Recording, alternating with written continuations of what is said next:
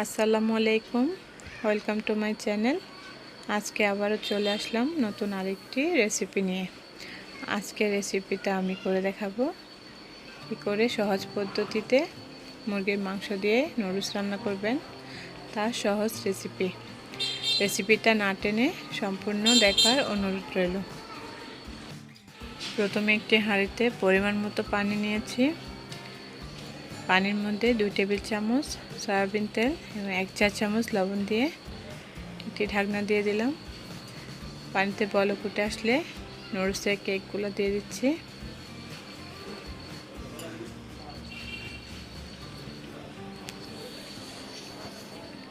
এবারে একটি খুন্তি দিয়ে নেড়ে ছেড়ে নিচ্ছি।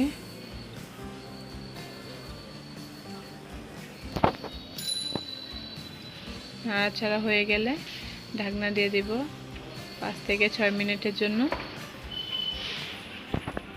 6 মিনিট পর আমি নুডলসটা আবারও নেড়ে চেড়ে একটি ছাঁকনিতে ঢেলে নিচ্ছি এবং ঠান্ডা পানি দিয়ে ধুয়ে নিচ্ছি।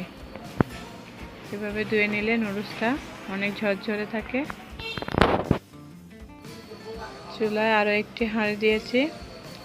হাঁড়িতে পরিমাণ মতো রান্নার রেগুলার তেল দিয়ে দিচ্ছি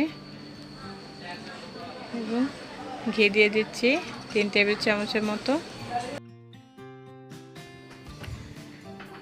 এবারে তেল আর ঘিটা গরম হয়ে আসলে দিয়ে দিচ্ছি কেটে রাখা পেঁয়াজ। আমি এখানে 2টা পেঁয়াজ কুচি করে নিয়েছি। পেঁয়াজগুলো একটু ভেজে নিচ্ছি তেলের মধ্যে।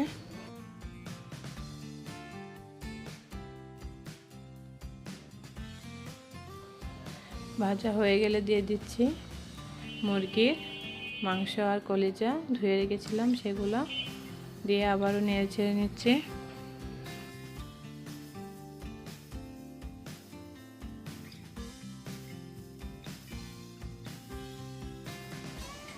মাংসগুলো হালকা কষা হয়ে গেলে দিয়ে দিচ্ছি টমেটো। আমি একটি বড় সাইজের টমেটো কুচি করে নিয়েছি, সেটা দিয়ে দিলাম। আবারও টমেটো আর পেঁয়াজটাকে একসাথে কষিয়ে নিচ্ছি। এবারে দিয়ে দিচ্ছি কাঁচামরিচ, আমি ফালি করে রেখেছিলাম সেগুলো।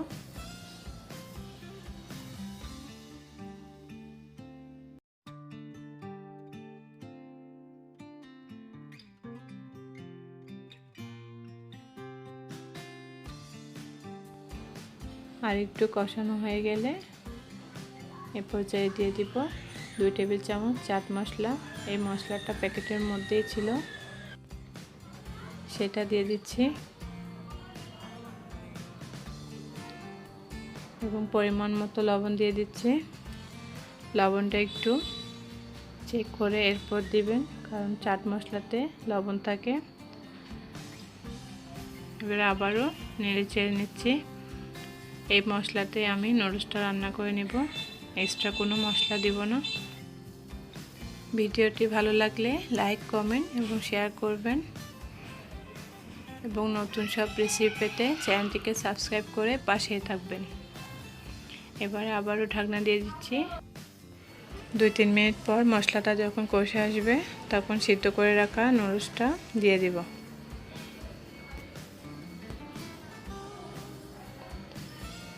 নুডলসটা দিয়ে ভালো করে নেড়ে ছেড়ে সাথে মিশিয়ে নিব।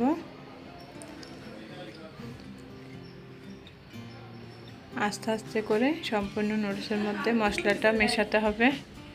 ভালো করে না মেশালে মশলাটা সম্পূর্ণ নুডলসের গায়ে লাগবে না, তাই আস্তে আস্তে করে এভাবে মেশাতে হবে যাতে মশলাটা ভালো করে নুডলসের গায়ে লেগে যায়। নুডলসটা হয়ে গেছে, এবারে পরিবেশন করে নিলাম একটি পাত্রে।